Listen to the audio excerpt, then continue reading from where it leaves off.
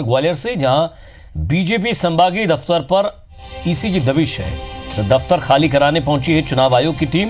Racecourse road स्थित संभागीय दफ्तर पर कार्रवाई की गई है। शिकायत के बाद कार्रवाई करने पहुंचा है अमला। सरकारी आवास है 38 नंबर बंगला। पूर्व में एसडीएम जारी कर चुके थे नोटिस।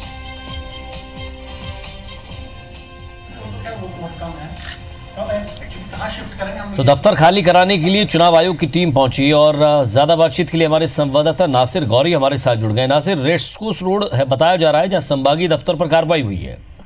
हाँ देखिए विजय, क्या कहते उसकी ये जिला निर्वाचन आयोग को शिकायत मिली थी कि यहाँ पर बीजेपी की गतिविधियां है वो संचालित हो रही हैं सरकारी दफ्तर से।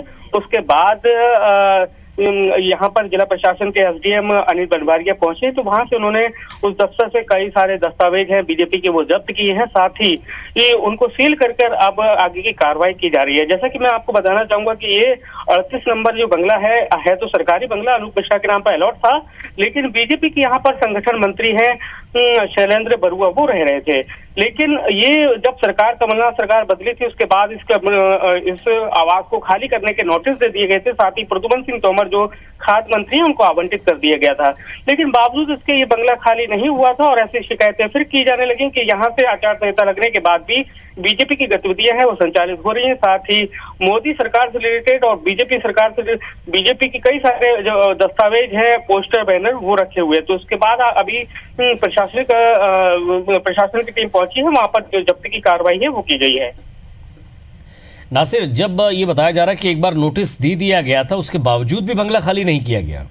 हाँ बिल्कुल, देखिए जैसा कि मैंने बताया कि ये अनूप मिश्रा के नाम पर अलॉट था, सांसद कोटे से ये अलॉट था, लेकिन इसमें अनूप मिश्रा आज तक कभी रहे नहीं हैं और बीजेपी के संगठन मंत्री शैलेंद्र बरुआ वो रह रहे थे।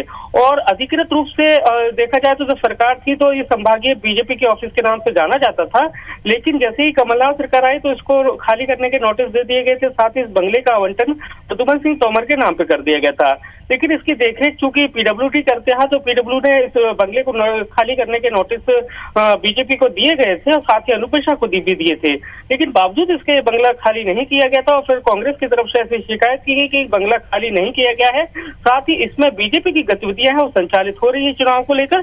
तो उसके बाद जिला प्रशासन की टीम के द्वारा ये कार्रवाई की है। यहाँ पर एसडीएम अनिल बनवारिया है वो पहुंचे हैं, उन्होंने ये दस्तावेज जो बीजेपी के द्वारा कई सारे आप देख सकते हैं तस्वीरों में वो जब्त किए हैं।